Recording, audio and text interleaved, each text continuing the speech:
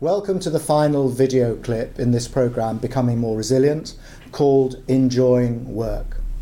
My name is Hugh Koch. I'm a clinical psychologist and visiting professor to Birmingham City University.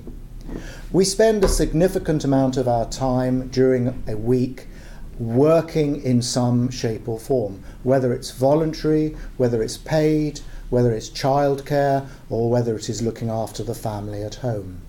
On a 1 to 5 point scale, how much do you enjoy being in whichever situation is one that you find yourself? Do you find it is 1 not very enjoyable, 5 very enjoyable? Just give yourself a number. We think that enjoying work and being effective at work has both cultural, personal, and managerial factors. First of all, let's look at the cultural ones. It's important to try and promote a positive atmosphere at work where you are open-minded, you respect people, you give and get feedback, and generally have what psychologists call a happy affect, a happy mood, most of the time when you're at work.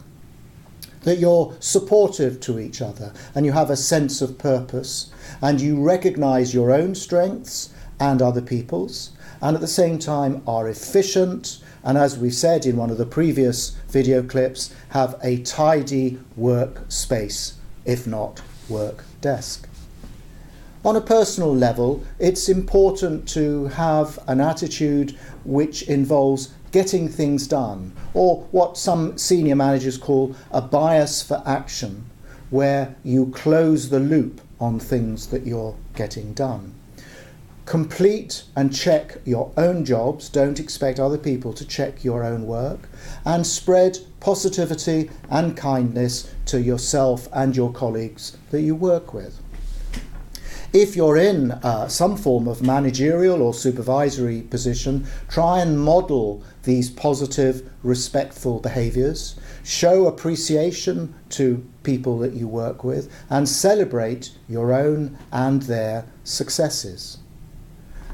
Linking to the previous clip on listening and communication, try and be accessible to your colleagues and your friends at work and hear what their concerns or their aspirations are.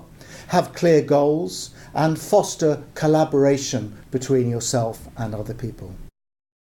Total work resilience involves the following things. It involves working collectively with trust and goodwill so that you and your staff all feel empowered when they're at work.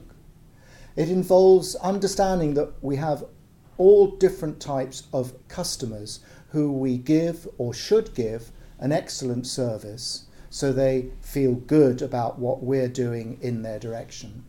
And thirdly, understanding and continuously improving the way that we work, whatever our roles are.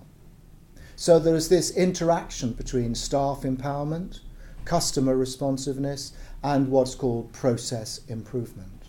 So let's move on to the 4 active steps that I'm suggesting you could try out this week. Firstly, in the morning, when you go to work or into your working environment, spread positivity by your smile, by your introductory comments about the day as you enter the group that you work with, whether that be a formal work group or an informal family group.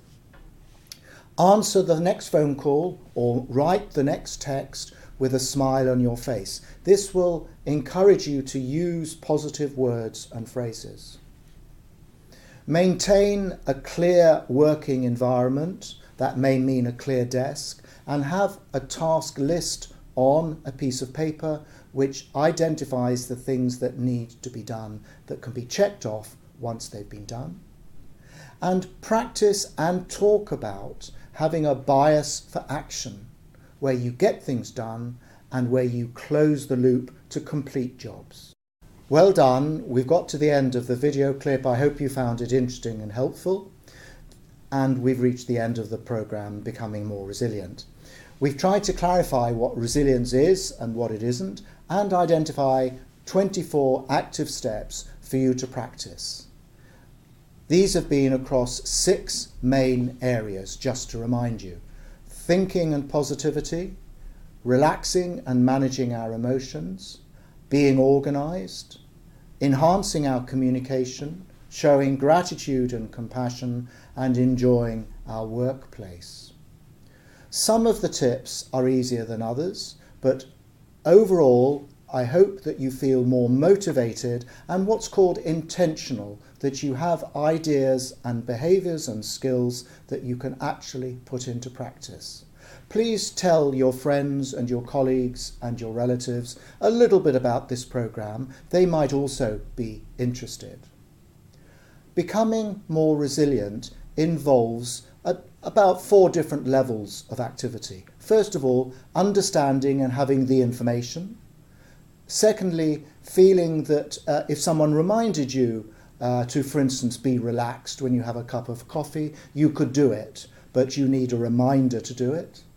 Thirdly, moving on to having them under your belt so that every day you're thinking of using 1 or more active steps to make yourself feel better.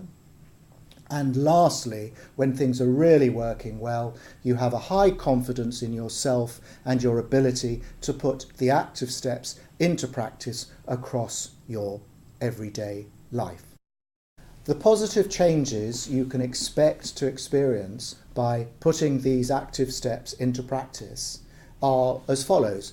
You should feel calmer, more in control. Your well-being should increase. Your confidence should be enhanced.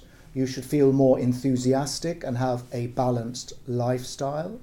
Your relationships become stronger, and you should have more feelings of excitement and inspiration.